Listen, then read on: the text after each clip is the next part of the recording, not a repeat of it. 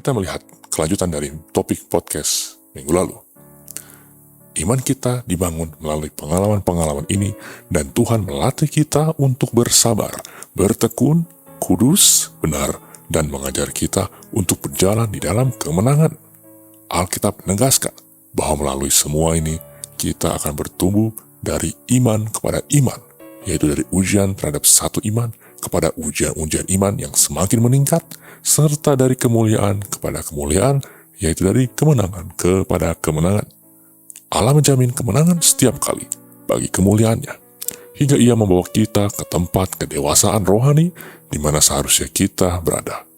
Pencobaan-pencobaan dan kesengsaraan berhenti, dan Ia menegakkan kita. Ia memang mengatakan kepada kita bahwa di dunia ini akan ada pencobaan dan penderitaan yang bergelora. Namun Ia menjamin, tapi hanya seketika saja. 1 Petrus 5 ayat 10. Tujuannya adalah untuk mengajar dan mengoreksi kita, sehingga kita dapat menjadi Kristiani yang matang dan dewasa. Menurut pengalaman saya, pencobaan dan penderitaan akan terus berlangsung selama orang percaya duniawi menolak Roh Kudus dan tidak berjalan di dalam kerendahan hati, penundukan kepada kehendak Allah dan firman-Nya, dan tidak berjalan di dalam ketaatan.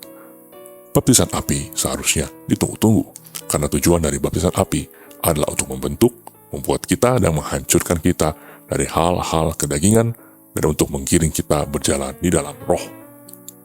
Anda berkata, tetapi aku tidak mau menderita kesusahan-kesusahan. Akankah tanah liat memberitahukan penjunannya apa yang harus dilakukannya? Tidakkah penjunan berkuasa atas tanah liat? Roma 9 ayat 21, Yesaya 29 ayat 16. Bukankah Allah, penjunan ilahi, yang membentuk kita sesuai rencananya? Yeremia 18 ayat 3-4, Ratapan 4:2, Wahyu 2:27, Yesaya 29:16, Roma 9:21. Baptisan api akan datang ke dalam kehidupan setiap orang percaya sebagai pekerjaan Allah yang Maha Kuasa, secara khusus bagi tujuannya dan rencananya bagi orang percaya. Respon orang percaya haruslah berserah, percaya, dan berjalan di dalam iman. Dasar-dasar Alkitabiah untuk baptisan api. Bacalah ayat berikut ini untuk mengerti dasar baptisan api secara Alkitabiah.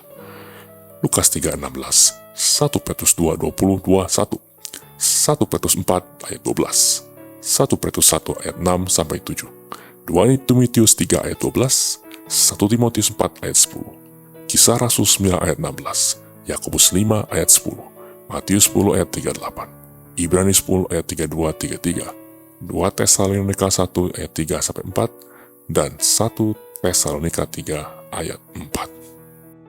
Mari berjalan dalam kuasa Roh Kudus dan mengupas tentang peperangan spiritual.